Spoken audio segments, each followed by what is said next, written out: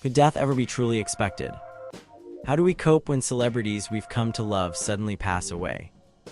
What happens when the icons who shaped our culture are gone in an instant? Number 7. Heath Ledger, 1979 to 2008. Remember that moment you first heard about Heath Ledger? The ruggedly handsome Australian actor who stole hearts in 10 Things I Hate About You and broke them in Brokeback Mountain. On January 22, 2008, the world stood still when news broke that Ledger had been found dead in his Manhattan apartment. He was just 28 years old. The circumstances were immediately shrouded in confusion and speculation. His housekeeper discovered him unresponsive in his bed around 3 p.m. The initial rumors spread like wildfire. Was it suicide? Was it connected to his intense portrayal of the Joker in The Dark Knight? The medical examiner eventually determined the cause of death as an accidental overdose of prescription medications. The cocktail included painkillers, anti-anxiety medications, and sleeping pills. Friends reported that Ledger had been struggling with insomnia while juggling a demanding work schedule and separation from his daughter Matilda, whom he shared with actress Michelle Williams. What made Ledger's death particularly haunting was its timing. He had just completed filming his role as the Joker, a performance that would later earn him a posthumous Academy Award. Director Christopher Nolan described working with Ledger as witnessing something extraordinary unfold, a complete transformation that both captivated and disturbed those around him. The press frenzy that followed his death was relentless. Paparazzi even disguised themselves as mourners at his funeral in Australia. His family was forced to grieve under the harsh spotlight of international media attention. Perhaps most poignant were the words from his father, Kim Ledger. Heath has touched so many people on so many different levels during his short life that few had the pleasure of truly knowing him. The family established a scholarship in his name to support young Australian actors, ensuring his legacy would continue beyond his filmography. Ledger's death sent shockwaves through Hollywood and beyond, serving as a stark reminder of the dangers of prescription medication and the intense pressures faced by those in the entertainment industry. His Joker performance remains iconic, both brilliant and bittersweet, knowing what came after. Number 6. Steve Irwin, 1962 to 2006. Crikey. Who could forget that enthusiastic exclamation? Steve Irwin, the khaki-clad Australian wildlife expert known worldwide as the Crocodile Hunter, brought the wonders of wildlife into our living rooms with unmatched passion and energy. On September 4, 2006, Irwin was filming a documentary called Ocean's Deadliest on the Great Barrier Reef when tragedy struck in the most unexpected way. While snorkeling in shallow waters at Bat Reef, he approached a stingray for footage. In a defensive move, the stingray's barb pierced his chest, directly into his heart. Crew members pulled him from the water and attempted CPR, but the damage was catastrophic. Irwin was pronounced dead at the scene. He was just 44 years old, leaving behind his wife Terry and 2 young children, Bindi and Robert. The bizarre nature of his death made it all the more shocking. Justin Leon, his cameraman and the only witness, later revealed that Irwin's final words were simply, "I'm dying." Stingray fatalities are extremely rare. Fewer than 20 had been recorded worldwide before Irwin's accident. What followed was an unprecedented global outpouring of grief. Australian Prime Minister John Howard offered a state funeral, which the family declined in favor of a more private service. Still, millions watched television tributes and impromptu memorials sprang up at Australia Zoo, which Irwin had helped build into an international conservation center. The irony wasn't lost on anyone. A man who regularly handled some of the most dangerous creatures on the planet, including venomous snakes and massive crocodiles, was killed by a generally non-aggressive animal in what experts described as a one-in-a-million accident. Perhaps the most touching part of Irwin's story isn't his death, but what came after. His family, especially his daughter Bindi, who was just 8 years old when he died, has carried on his conservation work with the same boundless enthusiasm. As Terry Irwin put it, Steve's accident was so unexpected, it was probably the furthest thing from my mind. Today, Irwin's legacy lives on through his family and the wildlife conservation efforts he championed. His catchphrase, "Crikey," and his unbridled enthusiasm for even the most dangerous creatures continue to inspire a generation of conservationists who grew up watching him wrestle crocodiles in their living rooms. Number 5. Robin Williams, 1951 to 2014. How could someone who made us laugh so much be suffering so deeply? On August 11, 2014, the world learned that Robin Williams, the hyperkinetic comedian and Academy Award-winning actor who had been making audiences howl with laughter for over 4 decades, had taken his own life at his home in Paradise Key, California. He was 63 years old. The immediate response was disbelief. This was the man who gave us Mrs. Doubtfire, Genie in Aladdin, and countless stand-up routines that left sides splitting. His energy seemed limitless, his creativity boundless. How could he be gone? As details emerged, the picture became more complex and heartbreaking. Williams had been struggling with severe depression and had recently been diagnosed with Parkinson's disease. However, an autopsy would later reveal he had been suffering from an undiagnosed case of Lewy body dementia, a progressive brain disorder that causes problems with thinking, movement, behavior, and mood. Williams' wife, Susan Schneider Williams, later described his final months as the terrorist inside my husband's brain in an emotional essay for the journal Neurology. She detailed how symptoms like paranoia, delusions, memory problems, and severe anxiety had been tormenting him, conditions far beyond simple depression. The reaction to Williams' death was unlike anything seen before in the social media age. Twitter practically crashed with the volume of tributes. The Academy of Motion Picture Arts and Sciences tweeted simply, "Genie, you're free," alongside a still from Aladdin, a post that was retweeted more than 300,000 times. President Barack Obama released a statement calling Williams one of a kind. Williams' Good Will Hunting co-star Matt Damon said, "He was like a light that never knew how to turn itself off." His longtime friend Billy Crystal simply said, "No words." Perhaps most haunting were the clips from Williams' own comedy routines about depression and suicide that resurfaced after his death, now casting his humor in a different light as a way of processing his own darkness through making others laugh. Williams' death sparked renewed conversations about mental health, the stigma surrounding depression, and the nature of comedic genius. In death as in life, he brought attention to important issues, though tragically this time through his absence rather than his presence. The bench from Good Will Hunting in Boston Public Garden became an impromptu memorial, covered in flowers and quotes from his films written in chalk. One reads simply, "Sorry guys, I went to see about a girl," his character's line from the film, now a poignant farewell. Number 4. Whitney Houston, 1963 to 2012.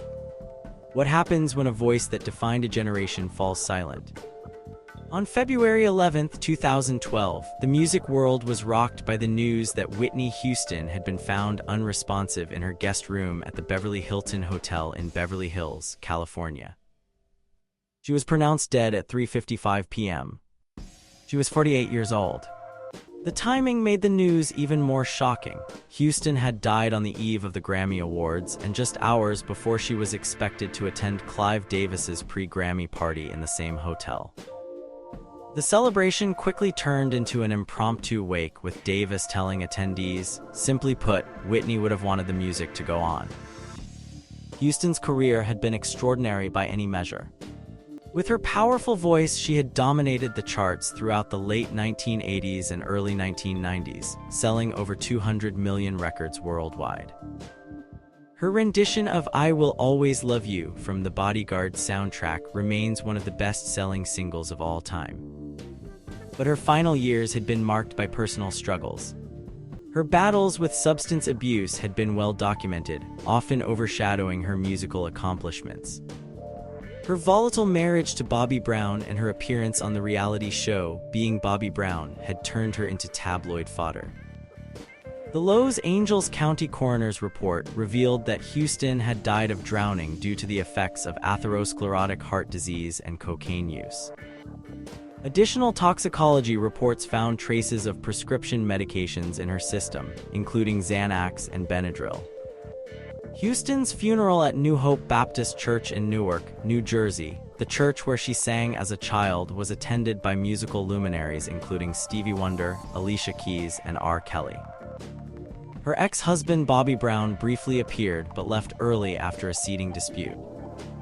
The most heart-wrenching moment came when her bodyguard, co-star Kevin Costner, delivered a moving eulogy, recalling how insecure she had been about her acting abilities despite her enormous talent. Her only child, Bobby Christina Brown, sat in the front row, devastated. In a tragic postscript that seemed almost unbelievable, Bobby Christina would die 3 years later, in similar circumstances, found unresponsive in a bathtub and passing away after months in a coma. Houston's death forced a reckoning in the entertainment industry about how celebrities with substance abuse issues are treated by the media and the public. The mockery of her crack is whack interview with Diane Sawyer and other moments of public struggle suddenly seemed cruel in retrospect, prompting questions about society's role in celebrity downfalls. As music journalist Daniel Smith wrote after Houston's death, Whitney's voice was the soundtrack of our lives. Its silencing came far too soon, leaving fans to wonder what might have been if her comeback attempts had succeeded. Number 3, Michael Jackson, 1958 to 2009. Do legends ever really die?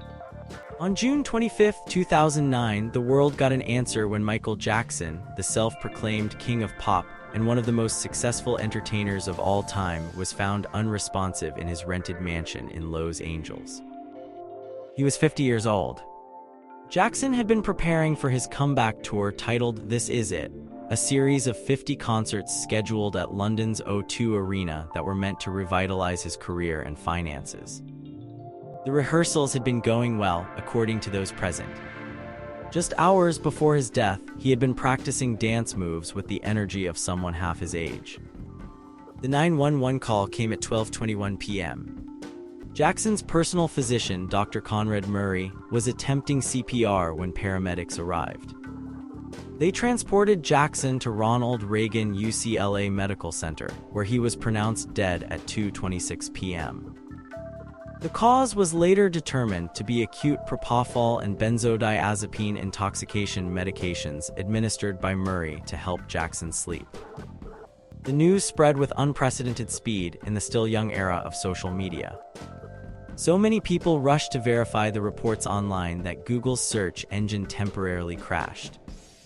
Twitter, still in its infancy, experienced similar outages. CNN reported that 15% of all tweets were about Jackson in the hours after his death. The aftermath was equally momentous. Dr. Murray was eventually convicted of involuntary manslaughter and sentenced to 4 years in prison. He served 2.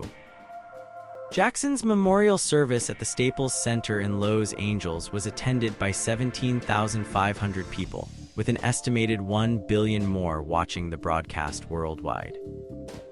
His daughter Paris, just 11 at the time, broke hearts when she took the microphone and said through tears, "Ever since I was born, Daddy has been the best father you could ever imagine. I just wanted to say I love him so much." The bizarre circumstances surrounding Jackson's death, a superstar essentially overdosing on surgical anesthetics in his bedroom, led to wider discussions about celebrity, medical ethics, and the pressures of fame. Documents revealed that Jackson had been using the name Omar Arnold to obtain multiple prescriptions from different doctors. Jackson's complicated legacy grew even more complex after his death. While his music sales soared, his albums occupied 9 of the top 10 spots on Billboard the week after his death.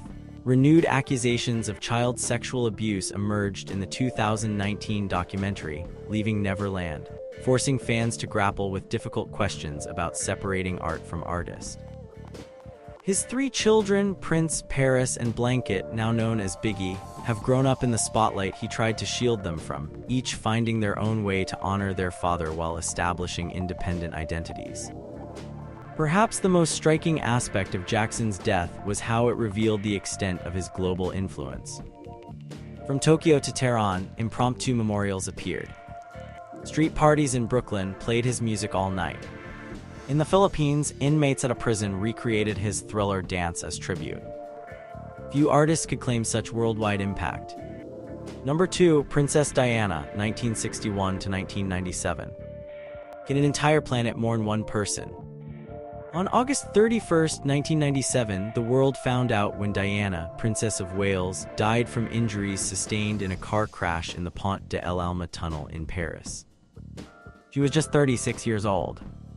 Though technically occurring in the late 20th century, Diana's death set the tone for how celebrity tragedies would be processed in the media age to come, making it an essential part of understanding 21st century famous deaths. The circumstances were both mundane and extraordinary. Diana and her companion Dodi Fade were being driven at high speed through Paris, pursued by paparazzi on motorcycles. Their driver, Henry Paul, later found to have alcohol and prescription drugs in his system, lost control in the tunnel. Fade and Paul died instantly. Diana, initially conscious after the crash, suffered cardiac arrest during transport to the hospital. Despite emergency surgery, she could not be revived. The news broke in the early hours of a Sunday morning, causing many to believe it was a hoax. By dawn, however, the terrible reality had set in. The people's princess was gone. What followed was unprecedented in modern history, a global outpouring of grief that transcended cultural and geographic boundaries. In London, mourners created a sea of flowers outside Kensington Palace that grew to be more than 5 feet deep in places. An estimated 1 million bouquets were left. Queen Elizabeth II, initially criticized for remaining at Balmoral Castle in Scotland and not immediately returning to London, eventually addressed the nation in a rare live broadcast, speaking as a grandmother about the overwhelming expression of sadness that Diana's death had provoked. Diana's funeral on September 6, 1997, was watched by an estimated 2.5 billion people worldwide, one of the most watched events in history. The image of young Princes William and Harry walking behind their mother's coffin, accompanied by their father, grandfather, and uncle, became one of the most poignant symbols of the event.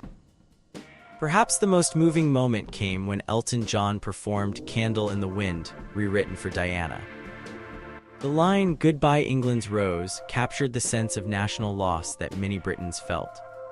The conspiracy theories began almost immediately. The involvement of paparazzi, questions about driver Henry Paul's condition, and even wild speculation about royal family involvement dominated tabloids for years. An official investigation in 2008 concluded that Diana's death was a tragic accident. Diana's death changed how the world viewed the British monarchy, forcing the institution to modernize and become more accessible. It also led to discussions about press ethics and privacy that continue today. Her sons, Princes William and Harry, have spoken openly about how their mother's death affected their mental health, helping to destigmatize conversations about grief and psychological well-being. More than 2 decades after her death, Diana's influence remains potent in fashion, in charity work, and in the ongoing fascination with the royal family. As her son Prince Harry said on the 20th anniversary of her death, "All of us lost somebody." Number 1, Kobe Bryant, 1978 to 2020. Can a legend really be gone in an instant? On January 26, 2020, the sports world came to a standstill when news broke that basketball icon Kobe Bryant had died in a helicopter crash in Calabasas, California. He was 41 years old. Adding to the heartbreak was the fact that his 13-year-old daughter Gianna was also on board, along with 7 others, all perishing when the Sikorsky S-76 helicopter crashed into a hillside in foggy conditions. Bryant had been on his way to a youth basketball tournament at his Mamba Sports Academy in Thousand Oaks. The father and daughter were traveling with teammates and their parents, a routine journey that Bryant often made by helicopter to avoid Los Angeles traffic. The news first appeared as a report on TMZ, causing many to dismiss it as a hoax or error. But as confirmation came from multiple sources, the reality set in. During NBA games that were already in progress, players openly wept on the court. The Toronto Raptors and San Antonio Spurs each took 24-second shot clock violations to start their game, a tribute to Bryant's jersey number. Social media feeds were flooded with tributes from fellow athletes, celebrities, politicians, and fans. Former President Barack Obama called it an unthinkable day. LeBron James, who had just passed Bryant on the all-time scoring list the night before the crash, was seen crying as he exited the Lakers team plane at Los Angeles International Airport. The five-time NBA champion had transcended basketball to become a global cultural icon. After retiring from the Lakers in 2016, scoring 60 points in his final game, Bryant had been building a second career as a media entrepreneur and content creator. His animated short film Dear Basketball had won an Oscar in 2018. His death came during a time when he seemed to be embracing his role as a father to 4 daughters, with Gianna showing promise as a basketball player herself. Videos of the two of them courtside at NBA games, with Kobe explaining plays to his attentive daughter, took on new poignancy after the crash. The public memorial service at Staples Center, dubbed the house that Kobe built, featured emotional speeches from his wife Vanessa, basketball greats Michael Jordan and Shaquille O'Neal, and a performance by Beyonce. Michael Jordan, usually stoic, broke down saying, "When Kobe died, a piece of me died." In the months following the crash, investigation revealed that the pilot, Ara Zobayan, had likely experienced spatial disorientation in the fog. Bryant's widow Vanessa filed a wrongful death lawsuit against the helicopter company and the pilot's estate. The phrase Mamba mentality, Bryant's philosophy emphasizing constant improvement and relentless work ethic, has become part of the cultural lexicon. NBA players continue to wear his number 8 or 24 in tribute, and many have tattoos honoring his memory. Perhaps the most lasting impact of Bryant's death has been how it reminded even casual observers of the fragility of life, that even legends who seem immortal can be gone in an instant. As Bryant himself once said, the most important thing is to try and inspire people so that they can be great in whatever they want to do. What will we remember about these icons when more time has passed? Who among today's celebrities will leave us next without warning? How do we process grief for people we never actually knew, but somehow felt connected to? Will their legacies be defined by their lives or by the shocking nature of their deaths?